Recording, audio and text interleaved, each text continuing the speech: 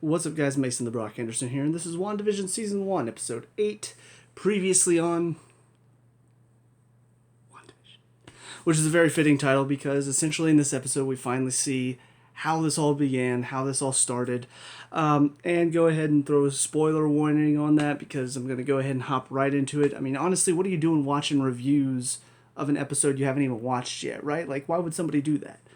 But yeah, so, spoiler warning, it wasn't Agatha all along. I feel a little cheated because I'm sitting over here all like, yeah, I got it right. I knew Agnes was weird. I knew somebody else had to be behind all this. It was Agatha all along. It was Agatha all along. Like, it was too perfect. They had to go and throw a wrench in that and say, nope, it wasn't Agatha all along. She's just the one that's been trying to snap Wanda out of this reality that she created, but Wanda is the one that created it. I will say I do like how she created it. I was worried it was going to be something where she just, from her grief, she's like, you know what? Well, I'm just going to create a world where Vision and I can be together, and he can live on. But it wasn't really that. It was more the grief of everything that happened kind of brought out this reality. Which, it kind of makes sense, especially whenever you hear Agatha calls it this chaos magic that apparently she is able to use. Which I'll be curious to find out more about that. I can't be the only one that whenever she said chaos magic, though, expected to hear a voice off to the side like, yes, chaos magic, and I can use it too.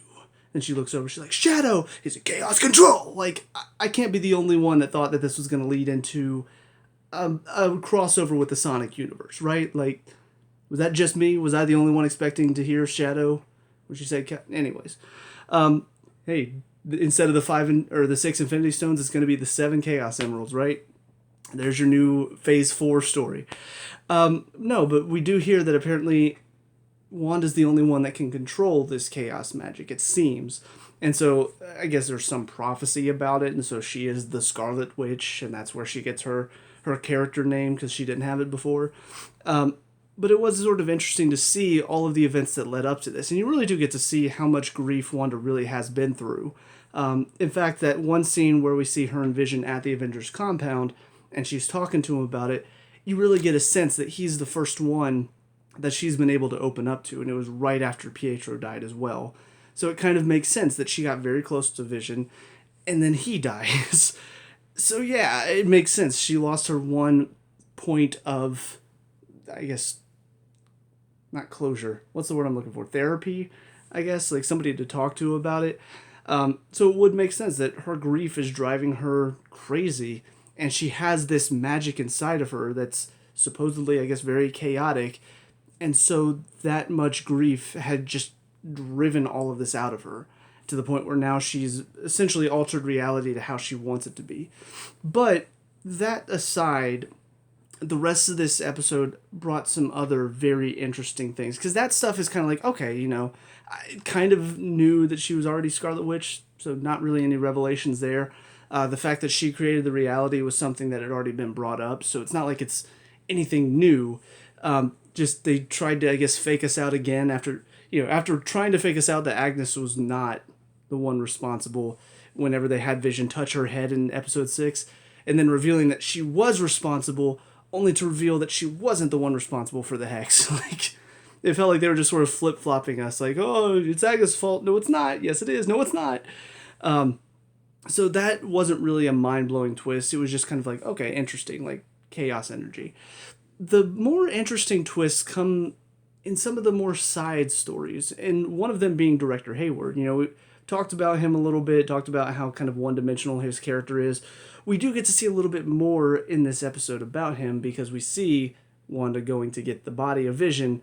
She's not the one that stole it. In fact, this Vision that's in her reality isn't even the real Vision. This is something she's created, which now makes sense why he's so interested. He still has the body of Vision. So how did she create this new Vision? And it's just the same as Vision. It's got the vibranium armor. It's got the vibranium skeleton, I mean. So clearly she has the ability. He was kind of hoping, I think, based on what he was saying to her and how he's kind of provoking her, I think he was hoping she would actually bring Vision back. But instead, she went and created a new Vision. And so it's kind of like, okay, that's not what I was expecting, but let's go check it out. I think that's why he's so interested in all of this. But we do see also they have been working on the body of Vision. They have been working to bring him back online. And now that they've got a little bit of Wanda's magic, now they can actually turn him on. And now they've got their own version of Vision, which I'm guessing we're gonna see them fight next episode. Like, that's the only reason why you would make him a different color is so, okay, well, this is the evil Vision and this is the good Vision. Like, it's the only reason to change his color design. So we'll probably see them fight each other at some point, and that should be fun. It's a good comic book trope. It's something that I don't know if we've actually seen done in an MCU product. Not that I can think of, at least. Like the good version fighting the evil version of, like, we've seen that done before, like in TV shows and stuff, like cartoon shows back in the day. So now to see like them do it in a modern day MCU thing, kind of interesting. I can't think of us seeing that before, but maybe I'm just forgetting. Yeah, so that was interesting. I liked seeing that side of it, even though I don't really like Hayward. Still, I still think he's just a one-dimensional piece of shit. At least we are getting something interesting out of this story. This whole concept of him bringing Vision back online and there being a new Vision that Wanda's created. And some of that has to do with, we do get to see her backstory, and we see that apparently she's had these powers supposedly longer than when they experimented on her. And that's bringing out the possibility of mutants, more than likely. I don't know for sure. I know, obviously, the MCU and X-Men universes can now be combined since Disney bought Fox because they're trying to rule everything. But yeah, so we do see she seemed to have some powers before, and now they're implying that maybe she's the one that stopped that Stark missile from blowing up instead of it just being defective, which I do kind of find interesting. And we also see when they were experimenting on her, we see her come into contact with the Mind Stone, and it seems like it imbued her with some of these abilities that she has as well. So maybe it elevated her powers to the point where now she can control even more than she was before. Because we even see when she's creating that reality at the end, we see that power, the yellow glow of the Mind Stone coming out of her to create the second Vision. So it does seem like maybe the Mind Stone amplified her powers to the point where she is one of the strongest witches alive. So that's kind of interesting. We also do see, the whole sitcom thing comes into play as well, because she grew up watching sitcoms, and it was the vision of an ideal life for her, which makes sense to why her grief would create this world, because that's what she wants. She wants a safe reality. She wants something that's not going to hurt her. And yeah, the old sitcoms were very much like that. But I think somewhere along the way, because this chaos energy probably is hard to control, she lost the ability to control this reality. And that's why, as the seasons start going on, it starts to become a lot more difficult for her. Things become a lot more hectic. It's not as easy to accept the reality for her because, yeah, the old sitcoms were very much just ideal life. But as they got further and further, it was like, no, this isn't idealized anymore. Like, we're going to show more reality and how real life really is. I will say, just as a side note, even though we knew that this whole thing was probably based on sitcoms and there was a reason for it and it was probably going to relate to the actual sitcoms, there was still something very surreal about them just being like, oh yeah, let's watch the Dick Van Dyke Show. Even though, I mean, shouldn't be surprised, they reference Mary Poppins, so of course Dick Van Dyke should exist in this universe as well. But I don't know, just when they open up the chest too and you see like Bewitched and I Love Lucy, there's just something very surreal about that. It's like, I get it, but also this is, I'm watching this and thinking like, oh cool, they're making all of these references. And then they literally just say, oh yeah, this is why she did it, guys, because she watched all these shows as a kid. And it's just like, I don't know, it takes away a little bit of the fun and it's just kind of funny now. I don't know. Just a little side note there. But yeah, it was cool to see though, because I never really watched I haven't seen the Dick Van Dyke Show. I just know about it. So it was really cool to see them show that, one of the episodes, and you really get to see just how much they tried to recreate everything that was in that show. So I think the one question I still have just about the sitcom stuff though is, why is it being broadcast Like we did see one kind of part of the trip down memory lane. We did get to see where it kind of all faded away, and we see Agatha sitting up in the crowd, like the stand, with all of this camera equipment. So is this kind of like what was going on that we didn't see? You know, all of this camera stuff that was filming and broadcasting it. I don't know. I don't know for sure.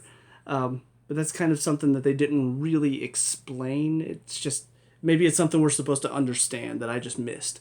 But that's probably the only question I have out of the sitcom stuff. But yeah, so just very interesting to see kind of the trip down memory lane, seeing everything that led up to creating this reality from Wanda's point of view. I also really like the scene between her and Vision, just seeing them talk. You know, I already talked about like seeing him being her emotional support, but just that quiet moment. You know, we've seen so much action, we've seen so much, even in this show, like there wasn't really time to sit down and talk and sit down and figure out what's going on. So to see her sitting there grieving over her brother and seeing Vision come in and sort of be there for her and just sort of talk to her and kind of listen to her as well, it was a very sweet moment. And it's something we didn't get out of the movies. So even though I liked their dynamic as a couple, you know, in the movies and then in the TV show, we never got those scenes that built up to that romance. You know, it just sort of happened. So I like the fact that we got that in this episode. We got to see a little bit of that. That was nice. Aside from that, Agatha, you know, cool to see her using her powers. She seems like a very intimidating villain. Like, I like the change as well. We get to see her back during Salem times, which I did look up and I found out more about Agatha Harkness as a character in the comics. She was apparently a witch in the Salem witch trials. One of the strongest witches, apparently. And we see in this iteration, apparently she was dabbling in the dark magic, which her mother and the coven she was a part of didn't really like that, so they tried to kill her, but instead... Woo! My bad. Instead of killing her, though, because she couldn't control the dark magic, essentially it reversed and sucked the life energy out of all of these witches. So kind of just showing that she has access to dark magic, and I hope we get a bit more as to why she decided to do that. I don't know. I am worried because most of the time whenever a villain gets brought up in the MCU, they're dead at the end of the movie, right? Like, very, very rarely do we see a villain get brought up and then they stick around. So I'm hoping it doesn't feel like we're going to get much about Agatha Harkness in this show. We're not going to get much about her backstory. You know, what we got is probably the most of the extent of what we're going to see. So I hope she sticks around more and we get to find out what turned her to using dark magic. You know, I want to learn more about this coven and her mom and find out, you know, what they were doing in Salem. Like, were they a part of the witch trials, or were they witches that were just kind of living on their own and trying to stay away from people because they saw what these people were doing and they're like, oh, we don't want to be part of that because they will burn us. I kind of hope we get a bit more about her and why she ended up using dark magic, why, you know, she had the ability to like suck the life force out. Like, is this just something that she didn't want to die and so it ended up reversing the spell, or is it just something she wasn't able to control? Something inside of her was like, nope, you can't die because you're in my vessel, so I'm just going to kill everybody else around you. I don't know. I don't know how much control she has over this, so I would like to learn a bit more about that. But we do, I mean, we get more about her. We get more of her being the villain, I guess. She's threatening Tommy and Billy at the end, which I guess also were created by Wanda, because some people were saying, I've seen a lot of theories thrown out online. Some of them have been real, some of them have been not. But there were, I think I even read that Agnes, like her magic, is what created Tommy and Billy in the comics. Like, obviously, Wanda and Vision can't procreate because Vision's an AI. So I think it was Agnes that actually created those kids in the comics. But it seems like Wanda has the ability to create, according to Agnes. Like, that's why she created Vision. So, I don't know. There's a lot of theories still kind of up in the air, still haven't really been confirmed or denied yet. So there's still a lot to tackle, and I think, I mean, this episode was longer than the rest of them. So I'm wondering if this last episode is going to be the longest of them all and kind of like wrapping up some of these stories. I assume they're not going to wrap up everything because I know that they're already talking about season 2 of WandaVision, and there's probably going to be some stuff that maybe will tie into the overarching story of Phase 4. So yeah, there's a lot to talk about. There's still a lot going on that they need to address.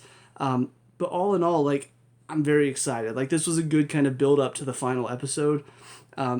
Maybe a little bit of a break, a little bit of kind of a, okay, so much has been happening here. Let's sort of give you all of this information, a little bit of exposition, but it was good exposition. It wasn't like, oh, let's just talk about everything that happened for the past, 6 episodes. There was a lot more to it than that. So I really did like this episode, and I hope that the final one can wrap everything up with a nice little bow and give us everything we want and desire. So, with all that being said, let me know what you think down in the comment section below. What were your thoughts on this episode? Let me know. We can talk about and discuss all that good stuff. Leave a like and subscribe for future WandaVision reviews, and I'll see you guys in the next and final episode. Peace out.